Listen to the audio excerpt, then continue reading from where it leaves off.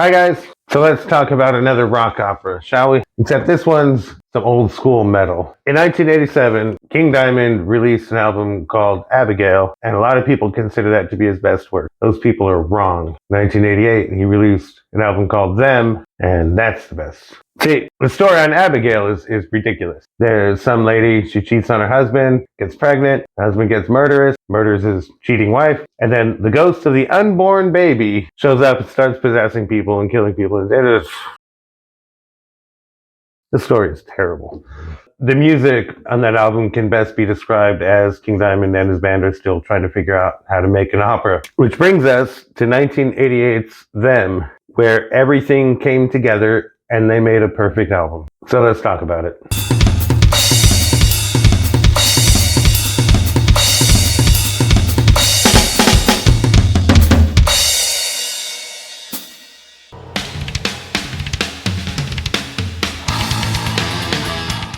Before we go any further, make sure to click like and subscribe. That way you'll get to see more content like this. Also, to help other people find this content. You can also join my Patreon. There'll be links down below. And a reminder at the end of the video. For now, enjoy the rest of the video. Alright, so here's the story on Them. So the story opens up by introducing the characters. There's only 4. King, Missy, Mom, and Grandma. And it's a pretty ridiculous song. And they see Grandma in a wheelchair, but she's faking it. And we also learn she's been away on a long vacation. And it's only from the song title that we know she's actually coming out from an asylum. So then we get the song Welcome Home, which is, it's just welcoming Grandma home. And really all we learn is she's gonna live in the attic, she doesn't have a bed, she's got a rocking chair and a teapot, and that's all right there next to each other. The rest of it's just kind of weird. And then you have Grandma babbling nonsense about them, they are still alive, whatever. So then that night, King gets woken up by voices from Grandma's room. So he peeks through the keyhole, and it's really neat. It's like this old school, the old school skeleton key kind of keyhole, and he's peeking through. And he sees Grandma sitting in her rocking chair, drinking tea, talking and laughing, but there's nobody else there. And then he sees that there are these teacups that are being raised up as if to drink, and they're just pouring the tea out on the floor. And then Grandma figures out he's there somehow. This is never really clarified. She invites him in, and then she says that she'll tell him the secret of the House of Amon, the secret of the house they live in, which is called Amon. And then she hypnotizes him to go back to sleep and not remember any of it.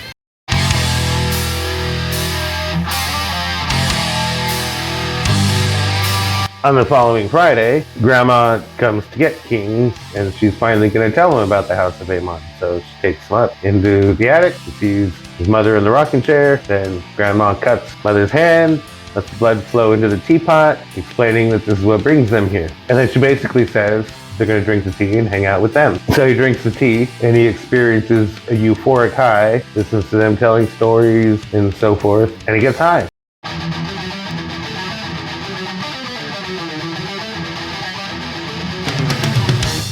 As they continue doing this, they're obviously taking so much blood from his mother that she's getting weaker, hence the name of the song, Mother's Getting Weaker. The King doesn't care, but Mother's starting to resist coming up for all the tea, to provide her blood for the tea, so Grandma's starting to send them down together and force her to come up. So then Missy, the sister, she confronts King and forces him to look at their mother, and he doesn't care as long as he gets to drink his tea. So she gives him the phone and tells him to call someone for help, and he refuses, and he cuts the phone wire so that she can't use it either. And then he takes off and she yells at him.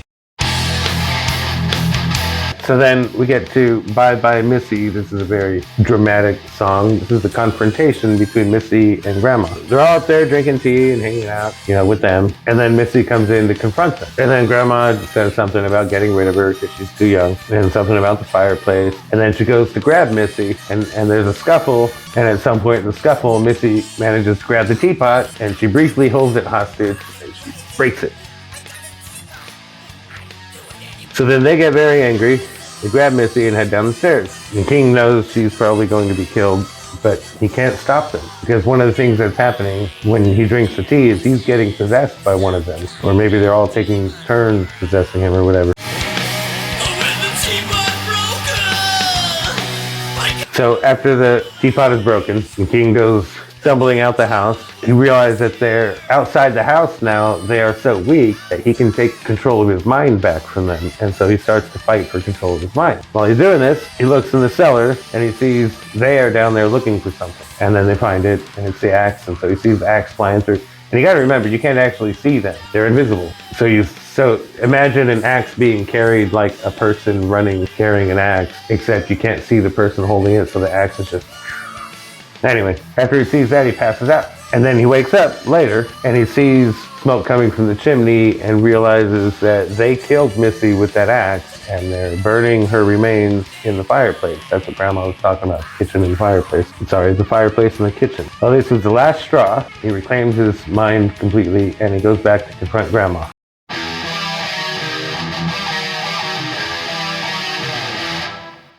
In the accusation chair, the song is basically a play-by-play telling about their confrontation. So I'm not going to go into the details. He kills Grandma. It's partially in revenge for Missy, partially to save his mother, and partially for self-defense. Then he runs off into the woods. They chase him and haunt him, but they are not powerful enough to do anything else. They are trying to lure him back to the house. And then he gets out there and he's, fighting them away and so forth with his mind and stuff.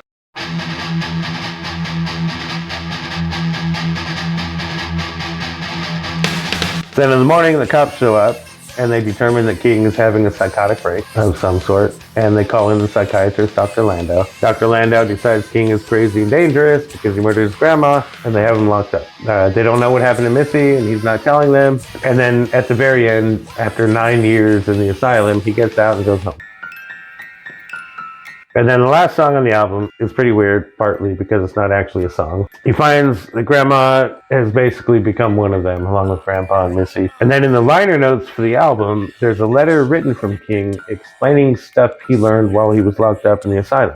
He learned that Grandma came out of the asylum, went and came home to that house. She wasn't away on a long vacation. She was in the asylum. The whole time she was there, she was babbling about them. He finds that Grandpa was murdered mysteriously, and they never figured out who did it. Now, King suspects they did it, but he doesn't know for a fact. And now he's scared about what's going to happen when he gets home. So he wrote this note, and his note is basically the whole album. This whole story that we've been hearing the whole time. This is King writing it down so that someone will know what happened. And then on the original CD release, there was a bonus track where he talks to Grandma on the phone. It's fun to listen to, but it doesn't really add to the story, so I'm not really going to go into it here. So if you made it this far, you're probably wondering, who the hell is this band who would make an album like that? The band that made it, King Diamond, is fronted by King Diamond, which is obviously a stage name. He's actually an extremely influential person in heavy metal. Mostly indirectly, though. Originally, he was lead singer for a band called Mercyful Fate. And when Mercyful Fate broke up, he actually grabbed, I think, 2 members of Mercyful Fate when he started his own solo band. But Mercyful Fate is cited by all sorts of bands. All sorts of bands consider Mercyful Fate to be very influential, which happens to include, Metallica, Slayer, Exodus, a whole bunch, actually. And when you look at how Metallica changed the music world in particular, and also Slayer and some of the other bands that were influenced by Mercyful Fate, you can see how King Diamond was so influential, albeit indirectly. We can draw a direct line from Mercyful Fate to Nirvana. And if that sounds weird to you, it's because it is weird. Also, Mercyful Fate got one of their songs on the PMRC's Filthy 15 list.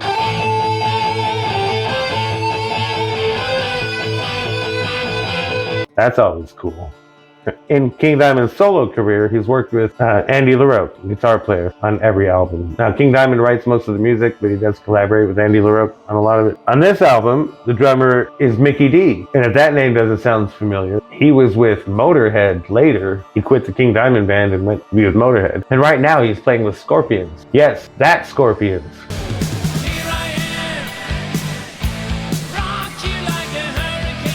The music on them, the music that King Diamond makes is generally classified as black metal for some reason. But he's also considered the grandfather of goth metal, death metal, and a few other metal subgenres.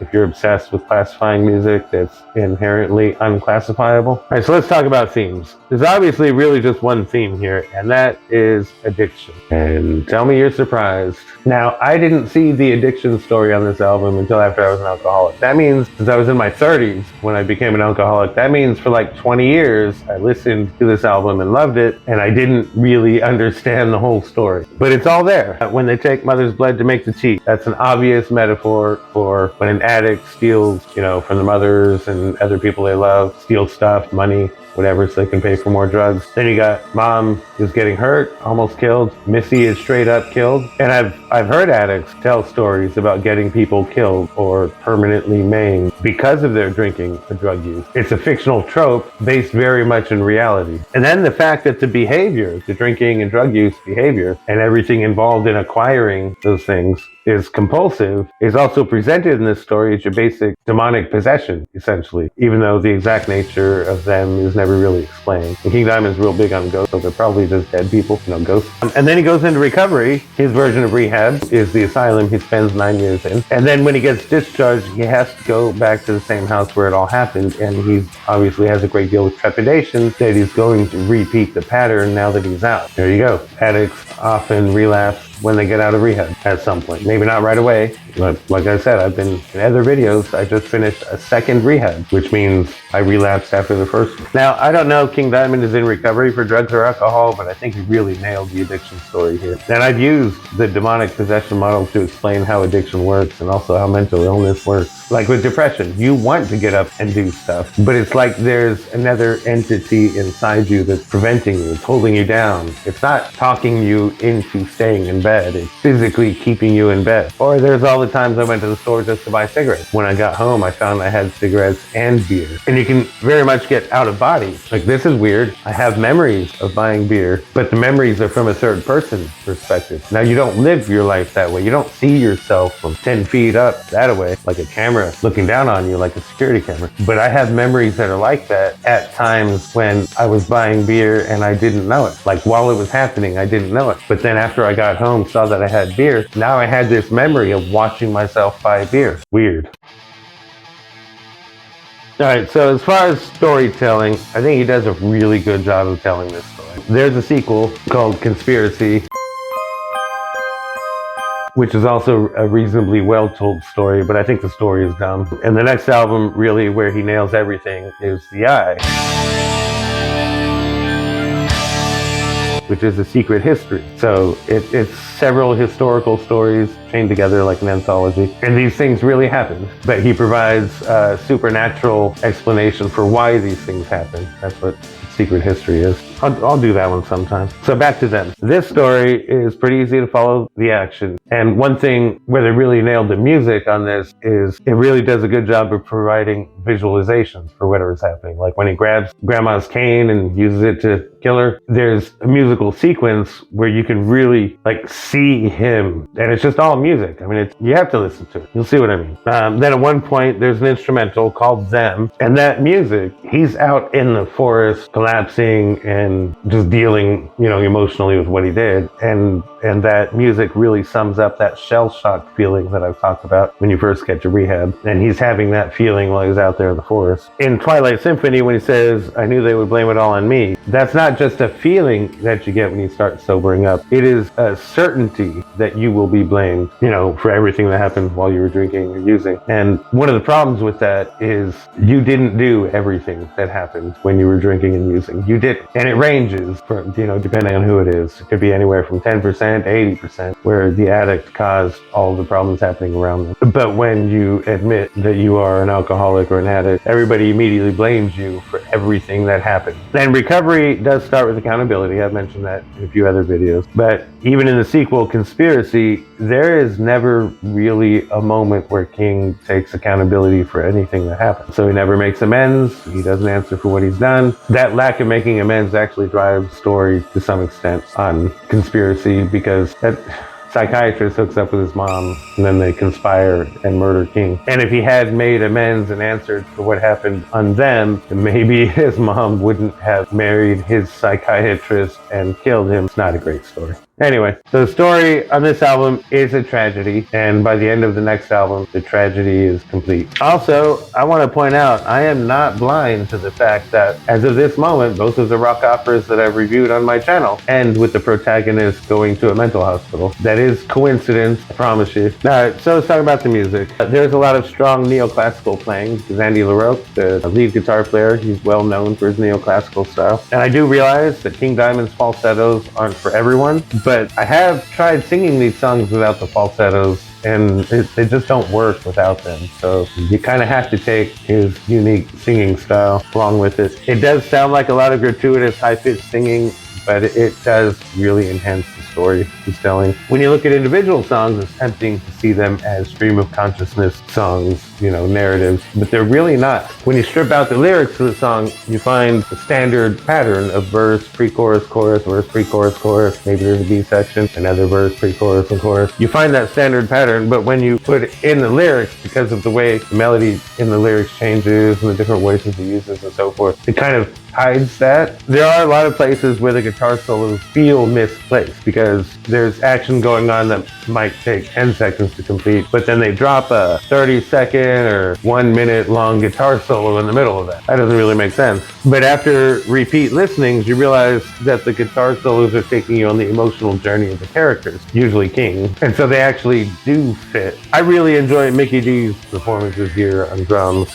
The drums on this album in particular are a big influence for me. I really love the drumming on this album. They're chaotic, they're hectic, they're even manic, but they always sit in the back and support the rest of the song. And when you compare it to someone like Rick Allen, from Def Leppard, particularly after he lost his arm, his drumming, which is pretty much perfect, it lacks a lot of the flash you would expect from a rock drummer. Probably some of it's because he's missing an arm, so he can't, but he still does his job. And the drums definitely punctuate and enhance the rest of the band's performance. And I've tried to play along with some Def Leppard drums, like off of Hysteria. They're surprisingly difficult to play when you have two arms. So Mikkey Dee does the same thing because he's a great drummer, but he has a lot of flash and flair and stuff in his drumming that you don't see with Rick Allen. When he joined Motorhead later, I thought Mikkey Dee was the perfect drummer to back Lemmy, playing bass. But I do wonder what he's doing in the Scorpions. That just feels like a mismatch to me. But whatever. There are definitely times I listen to this album just for the drums,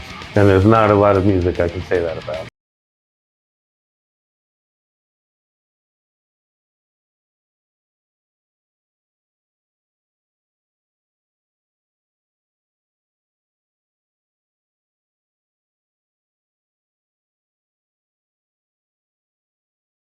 So in conclusion, this is King Diamond's third album in his solo career. Now, nominally the band is supposed to be King Diamond, but they're supposed to be a band, not a solo project. But when Mikkey Dee left the band, he left after this album because it had become King Diamond as a solo artist. They did rehire Mikkey Dee to do the drums for Conspiracy because they couldn't find another drummer, but then they replaced him after that. For a lot of years, the album that came out right before it, Abigail, was considered by most of the heavy metal pundits to be King Diamond's best work. But in the last few years, there's been a significant reappraisal. And of course, in my opinion, this album, along with The Eye, are the two albums where everything comes together perfectly. If you want to find a perfect rock opera that's not... So some examples of imperfect rock operas might be Kilroy Was Here. Oh God, there are so many. But if you want something where everything comes together and makes sense, the stories are good, they're engaging, here you go. Them and The Eye. This is a good story. It's well told. It's good music. It's well performed. I'd give it the same treatment as Operation Mindcrime, where I would invite people over and we would just sit and listen to it together the same way you'd sit and watch a movie together. I would do that with this album. So if you like a good horror story and you like progressive metal, then this is an album you need to add to your collection.